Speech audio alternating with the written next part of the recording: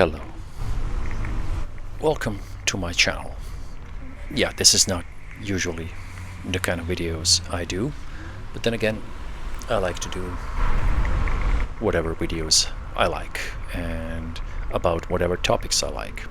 This topic is about my experience with my own electric scooter, Teverun Fighter 11 Plus. So yeah, you've probably seen a lot of videos of this scooter, like with the stats, with everything, like people saying what it can do, how fast can it go, like the technical stats and whatnot. But what I would like to offer here is a user experience, like the real user experience.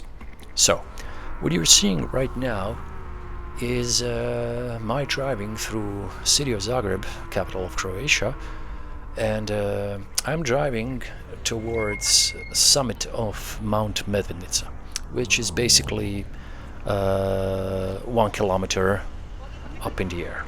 So I will do basically an elevation of some 850 meters from where I am right now to the summit of before mentioned mountain. And I'm going to talk about my experience with Teverun Fighter 11 Plus. Yes, I'm going to share some technical specs and details, but these are not the pivot. Like, if you really want to know about these, I would recommend you go to Teverun's site and just check the stats out if you don't know them already. What I can tell you about those stats is basically most of them are, if not all, are true. Yes, the scooter can go up to 85 kilometers per hour. This has been tested. But I did not buy that scooter because of its maximum top speed. And at that speed, it's really, really terrifying. Although I will do a caveat here, I never have experienced any kind of quote-unquote death wobbles with Teverun Fighter 11 Plus. That might be due to the fact that I use exclusively off-road tires. And off-road tires have a little bit of a different geometry when driving, and it might be that they just somehow are able to stabilize the scooter more.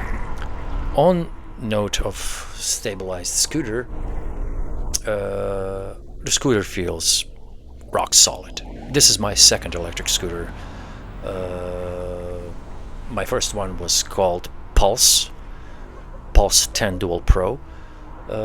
Quite funnily, the company Teverun, its predecessor is a company called Blade, before they rebranded to Teverun. And my Pulse 10 Dual Pro was basically a carbon copy of Blade 10 electric scooter. So just a fun fact for you. So basically I didn't go far away from the original manufacturer. Pulse was quote-unquote made by a local Croatian business, and no, that was not the case. It was completely assembled in the same factory in which Blade 10 was assembled, and other scooters from Blade and now Teverun. So that's a fun fact. So basically, when I jumped from Pulse to Fighter, I had this familiarity, and yet again the experience was night and day difference. Pulse was a great learning curve. I had 3 crashes with Pulse, 2 minor and 1 pretty serious, in which I, basically, if I always wear a helmet, but if I didn't wear a helmet, I wouldn't have a face right now. So let's just put it like that. And I have a memory from that crash, which is a pinky that is a little bit crooked. It's not unusable, by all means I can use it, but like it's a little bit crooked because it kind of like cracked. What happened? Well, wonderful city, wonderful streets of Zagreb had one faulty manhole, which I couldn't predict and foresee because I was riding about 30 kph over freshly made pedestrian sidewalk, and that pedestrian sidewalk had a elliptic manhole, which basically was faulty and was not sitting correctly, or was like loose in its cradle. And the next thing I knew, I just ragdolled on my face. But I digress. I had only one crash on Teverun Fighter 11 Plus. This was a very much controlled one, and it happened after a taxi driver took the rite of passage from me. The fucking son of a bitch went around me and cut me off. At which point I had to brake immediately, and it was a rainy day. It was not like heavy rain, but it was enough precipitation and enough moisture on the road for me to lose grip, and I was not moving fast. It happened immediately after a stoplight, but I lost balance. I mean, I didn't lose balance. I lost control of the scooter, but not the balance, and I saw that I was going to dismount the scooter, so I dismounted so that I can basically do a controlled fall. Scooter was okay, I was okay, nothing happened, a lot of cursing towards the taxi driver, and that was that. Okay, that was a lot of digression. Sorry about that. Anyway, what you are seeing right now, this is the real-time footage. The footage before was sped up. I think I sped up like around 10 times or so. Why? Well, because driving through the city in real time is basically boring, and the video is going to be long as it is, and by cutting it short while driving through the city, well, basically made it a little bit shorter. But I really wanted to do this user experience talk because I never found any on YouTube. So let me tell you a little bit of stats for Teverun 11 Fighter 11 Plus. So of course it's a Chinese manufacturer. Like I said, its predecessor was called Blade, and Teverun Fighter 11 Plus is basically a high-end scooter with 11-inch tires. I use self-heel off-road tires on it, so it has 11-inch self-heel off-road tires. I must say those self-heel tires are amazing. Never had any problems with them ever whatsoever. It has Zoom hydraulic brakes. When I got the scooter, Zoom brakes, the hind Zoom brake had real issues, but it had issues because it was not aired properly, and store that I bought it at didn't air it properly themselves when I brought it in, and that happened a couple of times in a row, at which point I got really mad and went there, and I was like, dude, are you fucking incompetent? Are you so incompetent? Can you really not air this brake system, or what is it? And the last time I took the scooter, they finally aired it correctly, and now it's behaving absolutely beautifully. The scooter has 35 amp hour battery, which is a lot. It's not the biggest battery in scooter business. The biggest battery that I know of is 60 amp hour. That is a beast, and Teverun Fighter Supreme Ultra and Supreme Plus have those batteries. Also, Teverun 7260R, Teverun Supreme 7260R, has that battery, but that scooter has 13-inch tires, and it's a unwieldy beast. Teverun Fighter 11 Plus is a weighty scooter. Like, is it portable? Well, you can definitely, raise it up and carry it somewhere. Not for a kilometer, but you can carry it for like, let's say, up to 100 meters without suffering greatly. Although I would not recommend that. I would recommend like doing single carry outs up to 25 meters. Not because you'll die, but because after that you'll feel fatigued and you don't want to step on a deck while you feel fatigued, while you are not 100% or like somewhere near that top, because it's going to detriment your driving. So it's not portable. You can put it in a car. I drive a car. I can put it in a car, but it's not portable. For me, it is a complete misunderstanding on a potential buyer's side if they buy this scooter believing that it's portable. No, don't buy it because of that. Like, don't even consider it because of that. There are lots of cheaper scooters, smaller scooters that are more portable. You won't have the range, but you will have that portability. Depends on what you like. Another stat is like it has 40 amp. I think it has 40 amp sine wave controllers. They perform absolutely beautifully. It has lights all around it, and you will be seen from afar.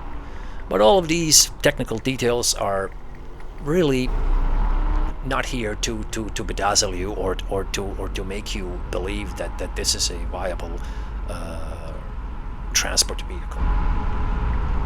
What makes this scooter a viable transport vehicle is the fact that I don't have to ride ludicrous speeds in order to get somewhere in not a reasonable time, but a whopping time. And this is where this drive comes in. So my own preference in driving this scooter is using two modes. So the scooter and its onboard computer have 5 assist modes. They call it assist. I call it just drive modes. My version of scooter was one of the early ones, so it is considered like a quote-unquote analog version. I don't know what the fuck should that mean, but it basically has the same onboard computer that you would find on a first iteration of Nami scooters, and this is where Teverun took pointers from Nami, and they took what Nami did on Viper, and they put it on their scooter. But their scooters are, I would dare to say, I never drove Nami, but from what I've seen, at least, Teverun scooters are better. Like better lit, better stem, more sturdy stem, definitely. No wobbles on stem whatsoever. I mean whatsoever. Although stem has one issue, I'm going to talk about that. Like the scooter feels like super solid. It's not light. This scooter weighs around 47 kilograms. So if you are not prepared to carry it around, and you live somewhere in a building apartment where you need to carry it around for some reason, or one reason or another, don't think about this scooter. Like, don't buy it, because you're just gonna get a lot of grief. But for all of you that have means to store this scooter without having to have done a workout session with it every time you take it out, yes, this is a scooter to be considered as a viable option. So I have already said that I can affirm that its top speed is 85 kph. But I do not drive 85 kph or anywhere near that as a staple. I use my own, because the computer settings are fully customizable. I use my own two modes. Their mode, I place them at assist mode 1 and assist mode 3. I'm gonna show you on the screen like what those modes offer, but basically modes use 60% of nominal power of scooter. The difference is only in acceleration rate, I think, but you will see on the screen. So mode 1 uses 60% of nominal maximum power, and I use acceleration level 2 out of 5. Level 2 ensures that the start of the scooter is so buttery smooth. There is no like, you know, like it doesn't jink when you push the throttle even like, you know, full extent. It doesn't jink. It won't give you a whiplash or anything, you know. So it's a buttery smooth start, but it's not so sluggish that you kind of like feel like, oh my god, I'm never gonna start. It just gives you a feel of a smooth ride, which is excellent. Its top speed on that mode is 55 kilometers per hour, and I don't need more speed than that. I mean, I most certainly don't need more speed than that. It's just ludicrous. The mode 3 has acceleration rate of 3, I think, and it gives it a little bit more kick, and maximum top speed of 60 kph when its battery is full. Yeah. Those two modes are my most favorite driving modes. Right now what you're seeing is me riding in mode 3. So a little bit jumpier, but still the top speed that is completely manageable. At this top speed, I do not feel threatened at all. Like, what you're seeing right now is me enjoying a ride. If you have been taking notice of my posture and how I ride, you can see that I basically don't have any sudden moves, don't have any jinking, you know, like, and whatnot. I'm basically enjoying this ride. And driving in mode 1 and mode 3 allows me to do that. If I were to drive in mode 5, which is like everything to max, then you really need to take a super aggressive stance. You need to lower your center of gravity, and you need to be prepared for anything on the road. And this is not enjoying the ride, this is like pushing it to the limit and being alert, at which point you cannot really take in the ride. You know, like you're basically, your eyes are wide open, your muscles are cramped, and you basically want to get from point A to point B as fast as possible. I wouldn't say in the safest way as possible, because at those speeds you shouldn't feel safe, even though the scooter is stable in it, but you shouldn't feel safe. If you're driving over 70 kph, that is terrifying. If you like those speeds, standing on a deck and nothing else, holding a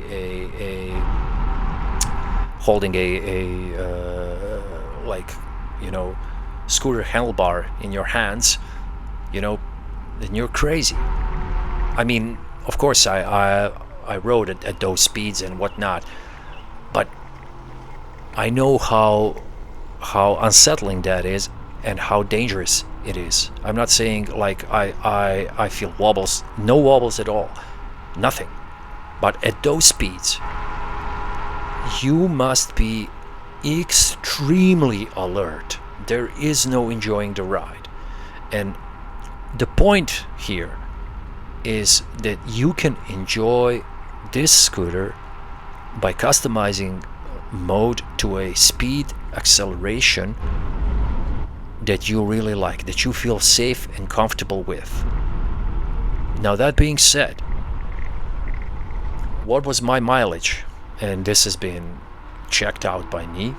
I don't have stats here to show you because, like, oh my god, that would take such a long time to edit this video, and you know, basically I'm too lazy to do that. But I can guarantee you that within mode 1 I can get 80 kilometers from this scooter. Now, take note that 80 kilometers with top speed of 50 to 55 kilometers per hour. And when I drive in mode 1, I usually top off that speed and I maintain it. Why? Because I feel perfectly stable, safe, and I basically enjoy the ride. I'm not like carefree or anything, but I can relax just a little bit, which makes it very much enjoyable. Okay, so the road and the trip that I took on this video is basically, all in all, around 40 to 42 kilometers. So half of that is me ascending and half of that is me descending. When I get to the top, my battery was at 49% from 100%. And when I got down, because of the regenerative braking, I ramped up battery to 52%. And then when I got home, battery was 48%. So the trip of 40 kilometers with, mind you, with ascent of 850 meters and going back gives you takes like 52% of battery. So when I say 80 kilometers, I really mean 80 kilometers. And this is not like a test drive on a steady straight road, like no elevation and whatnot. No, these are the real conditions. You saw the sped up version through the city, and this is like the mountain drive now, and I am nearing the top, by the way. So the scooter, in my experience with it, I mainly use it for my second job.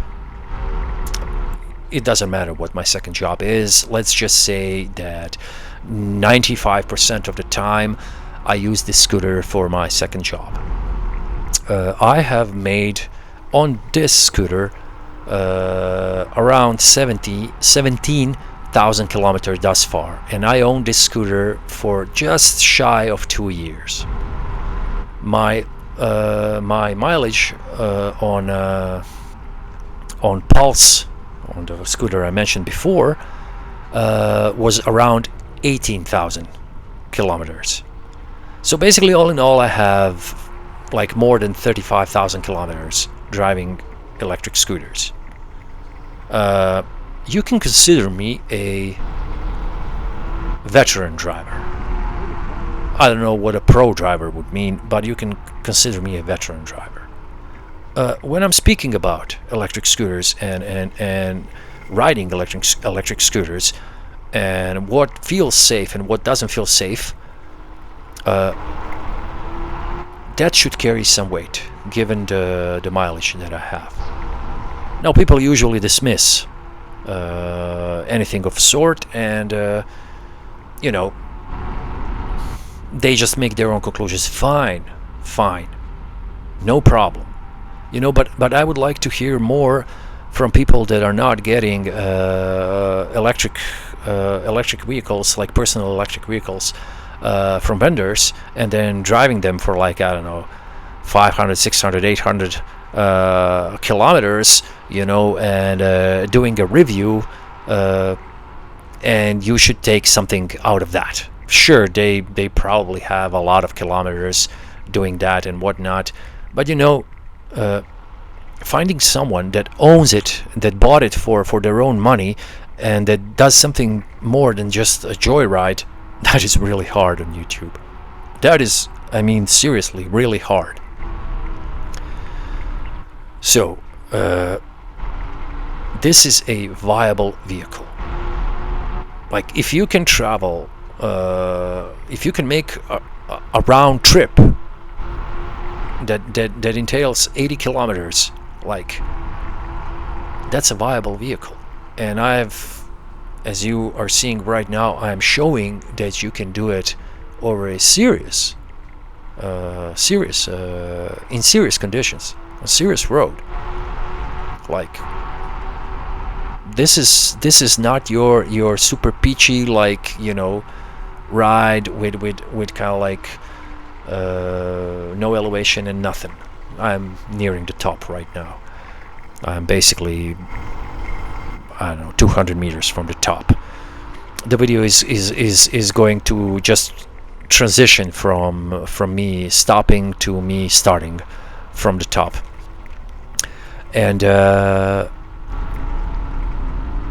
purpose of this is to show you that if you are looking for a vehicle as a means of a transport, not a joyride, you can buy it for a joyride. Sure, like you can buy any personal electric vehicle for a joyride, be it electric scooter, electric unicycle, electric skateboard or whatever, like one wheel, it doesn't matter. You can buy that for joyride. I never understood joyriding, seriously, like joyriding for joyriding's sake. But to each their own.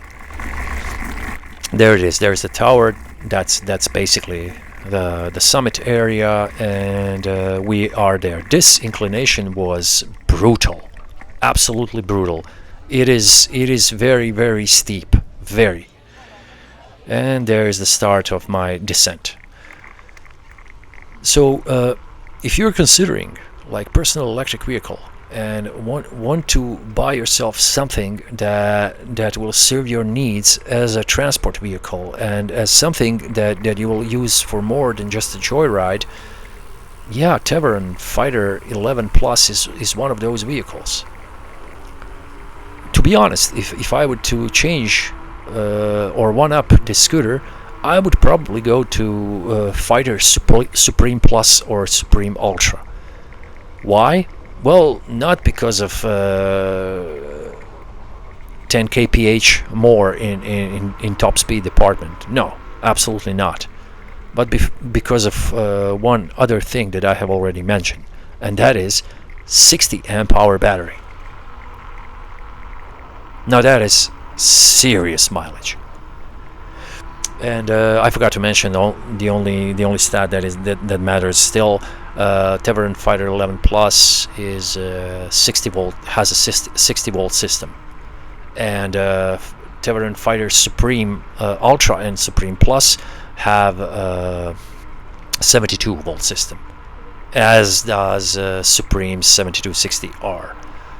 So if I were to go one up, I would not go to 7260R. That scooter is so heavy, it is unwieldy, and many people reported that if you don't tweak the scooter, you're gonna have death wobbles basically above 70 kph, which is like idiotic in my opinion. Like why does Teverun release such a beast with when people are saying that there are death wobbles? Like,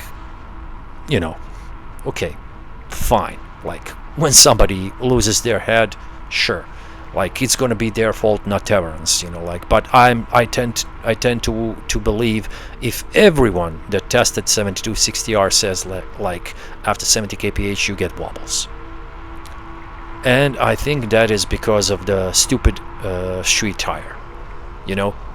I've seen people do things on 7260R by lowering its ride height, especially on the rear part, and basically changing a few major things, on the scooter to make it wobble less. The same thing goes for Supreme Plus and Supreme Ultra.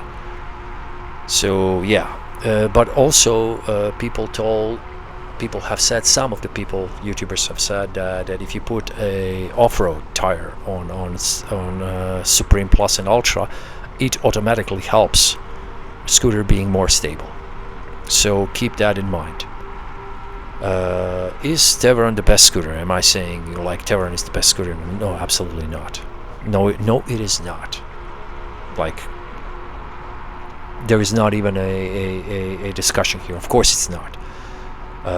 Is Nami better? Well, no, I don't think so. I wouldn't say so. I haven't actually didn't have a chance to ride Nami. I'm sure it rides like super well, but is it better than Teverun? No, it costs way more. Like pound for pound, like power for power, the same equivalent in Nami department costs way more. I paid for my Teverun 3,300 euros. That's not cheap. Nami version of that, I'm not talking about Klima. Klima is not on par with Teverun Fighter 11 Plus. I'm talking about Bernie and that other one that they have with a weird suspension system that they basically saw on Blade scooters, because Blade scooters were the first one that introduced that. The Blade X had those. They're all more expensive. Like Nami Bernie is basically 5,000 euros. Like, why would it be better? Like, it's not. Lighting, like, not many things are better on it. Like, pound for pound, if you buy Supreme Ultra, like, it smokes Nami Bernie, like, it blows it out of water, in my book. It has a rigid stem. Nami Bernie has like a carbon fiber stem, which wobbles, and it even broke on some occasions. But I did mention that stem has a problem on Teverun. Now I wanted to make footage of this and show you. But basically, what Teverun did here was like they over-engineered that crap. Because when you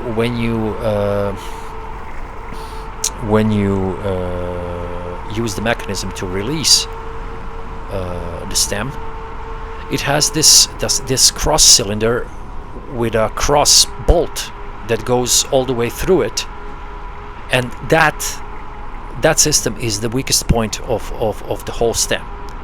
But fortunately, if that breaks, and it did break on me, because of the extreme tremor forces, like shaking forces, and because it tends to unscrew itself, so it gets loose, and when it gets loose, every tremor you get basically hits that screw like a hammer, and then when it hit one times too many and one times too hard, it basically snapped the cylinder, which has walls very thin where the hole for that screw goes, and that is the weakest part of it. Fortunately, if that goes away, you can still lock the stem. It will not feel solid, but you can basically drive that scooter, for instance, in eco mode. It will be safe enough. Like, trust me, it will be safe enough. That's what I did when my cylinder broke. Then I ordered one replacement one from AliExpress, and it didn't fit. Basically, it didn't fit because I think they made a stronger cylinder for Supreme Ultra and Supreme Plus, and I had to sand it down. I used Worksharp Canonian to basically sand it down. It took really a while, but when I did that, Miraculously, the cylinder never gave in. I didn't have to like screw it in anymore and whatnot. Like, it just stayed like that. I wanted to find somebody with a lathe that could help me manufacture a custom-made cylinder from a really strong metal with a bolt that will go only halfway in, you know, before it locks the handle. But unfortunately, in Zagreb, all mechanists are too posh to do something like that. I wouldn't order just one cylinder. I would order basically 2 or 3. I mean, I know it's not a lot of work, but like, to actually not have anybody willing to do that, that's just fucking insane. But whatever. That is the weak point of the Teverun stem, at least on Fighter series. I suspect because of the cylinder measurements not fitting when I ordered it from AliExpress, and I ordered that one because it said like Fighter Supreme and whatnot 7260R, but it doesn't fit Fighter series. Maybe the later Fighter series got that cylinder a little bit sturdier, and the slot for that cylinder a little bit wider. Maybe. My iteration, like I said, was the early one. I hope that was the case. Are Dualtrons better? Well, I haven't driven any Dualtrons. Maybe, I don't know. But again, I don't think so. You know, they might be on par. They use the same motors, like mini motors. Motors are now on Teverun, and they are on Dualtrons. So is VSET better? No, absolutely not. You know, double fork scooters have one advantage, and that is like stem that you can't compete with that stem. Okay, that stem is like, you want to talk about rigid? Stop. That stem is but every other aspect of that scooter is like, you know, it's also like super heavy. Like it doesn't have enough of a battery. I mean, Cabo Wolf King looks great. You know, Cabo Beast scooters look great. You know, looks are not everything. And Teverun basically, like, pound for pound, like power for power, smokes Cabo, like, completely, in my book. It's not the best scooter, but it's better than Cabo. Although I love how Cabo looks. As far as the safety goes, none of those, including Teverun, are like the safest scooter around that your money can buy. In my honest opinion, the safest scooter you can buy is Segway, if you're gonna buy a beast scooter. So like Segway GT2, when it came out, I was shocked at the safety feature it had. You know, safety features it had.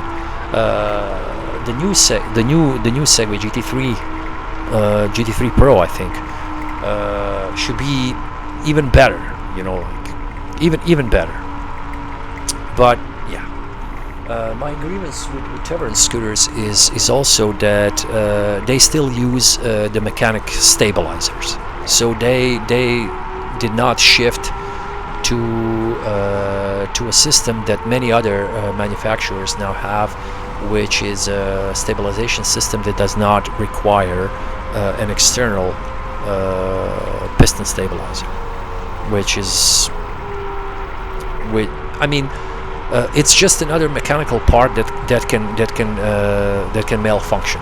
So yeah, I'm not super pumped about that, but it's a compromise. So if you really do not like scooters that have those stabilizers, then Teverun is not for you. You know, if that is really a deciding factor for you. There are lots of other scooters that don't use that, don't need that. I don't know why Teverun insists on it, but when you look at 7260R, they have 2 of those. So yeah, when people say like they experience wobbles with that, even with the 2 stabilizers engaged, like that just goes to tell you like why do manufacturers actually insist on building scooters for speed? Like, what's wrong with you? I mean, if you do a survey, like, what would people choose? Like top speed or like top mileage for any personal electric vehicle? I think it would be at least 50-50 between those two. At least. But I do believe that the vast majority would say, of course, mileage. Like, I want to have bang for my buck. Like, I really want to ride a lot, you know. So yeah, like 80 kilometers with Teverun Fighter 11 Plus, certified, guaranteed in my drive mode, like, or my drive modes. I mean, that's a lot. But Fighter Supreme Plus and Fighter Supreme Ultra have even more mileage than that. You know, so yeah, and basically with this scooter, I have found out that, like I said, I own a car. I use car basically just when I want to go out of town, or when I haul huge,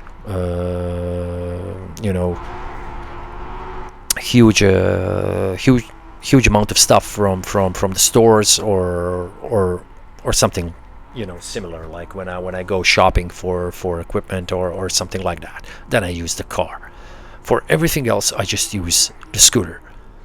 And the beautiful thing about it is, like, you really don't have to charge it every day. But nature of my work, I have to charge it every day, because every day I do more than 45 kilometers in range,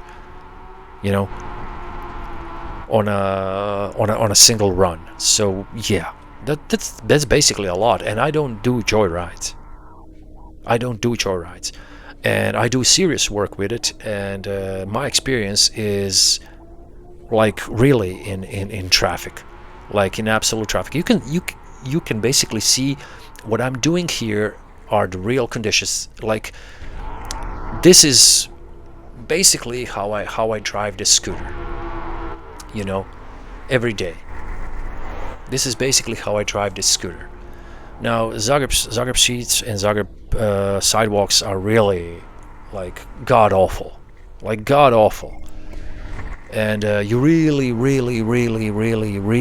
need to concentrate when you are driving, or you will regret it. You also need to understand that scooters are not EUCs with like 22-inch wheels. Scooters have, like, basically 10. Most of them have 10 or 11-inch tires. Some have even less. Very few have bigger tires than that. So you're going to feel bumps, no matter of suspension. And if a bump is too deep, you're gonna fall off that scooter. You really need to concentrate. And Zagreb streets are full of that. Full. And sidewalks are full of that. So yeah. I'm going to talk a little more about the brakes. I mean, not the brakes. So what are the maintenance costs of this scooter? Basically, you will need to concentrate on brake pads and changing of tires. Tires for me last around year and 3 months because of this extensive driving. And brake pads for me last around 3 to 4 months. Now, brake pads are really not that expensive, and you can change them, like, by yourself, and it's not a big deal. Now, the tire change, since this is like the tubeless version of tires, is a laborious task, and I always take it to the shop because I really don't have enough time as it is to bother with that. And luckily, shop has reasonable prices for exchanging tires. So those are basically your maintenance costs. they're not like big, and a lot of time might pass until you even notice that you have to maintain something in form of brakes or tires, you know, like, or maybe like deck rubber or something like that, you know. Other breakages might happen, like I said, stem or the stabilizer, but like, yeah. We are now coming to the very interesting part of the video. I did this kind of route deliberately because I wanted to show you the portability of the scooter. We're gonna come to that part just in a 20 to 30 seconds. So when I say I can carry this scooter, now you will see that I can, that I'm not just talking out of my ass here, you know.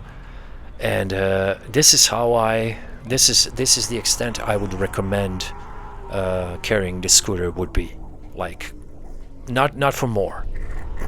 So watch this.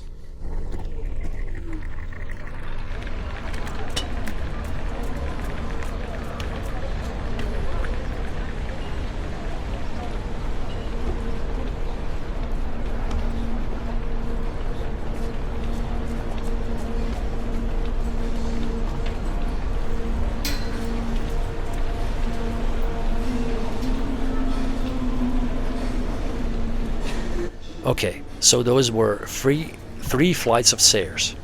Okay, I was not tired, I was not anything, but like this is like the most I would recommend. Here is another flight of stairs that goes up, like immediately after a descent, and from this point on I will be finishing my ride very soon. So like, this scooter has really a small footprint. It has far smaller footprint than bicycle, let alone motorcycle. The only thing that has less footprint than this scooter or any scooter like it is the electric unicycle. But that's another topic. I'm not a fan of electric unicycles because of safety issues, and when I talk about safety, I mean like driver safety issues, you know. Yeah, you can wear suits, you can wear helmets, you can wear pads, but like no thank you. But that is another topic, and we are not talking about that. We are talking about this scooter. I'm basically now on my way to finish the ride, and like I said, this ride has been a complete enjoyment. The weather was absolutely perfect. It was, like you see, sunny, but it was not like ungodly hot. And by doing it in my mode 3 drive, it was really a breeze. I also sped up this part of the video because I'm getting back, and there is no need to show you the video in real time. So I hope this video helps. Like, this is like the real drive. I also would like to mention that this video was recorded with Insta360 X5, a beautiful, absolutely amazing camera. And if you like this content, if you have any questions, feel free to ask me. I will share any of my experiences and knowledge in the comment section below. Thank you for watching, and see you soon with some other topic.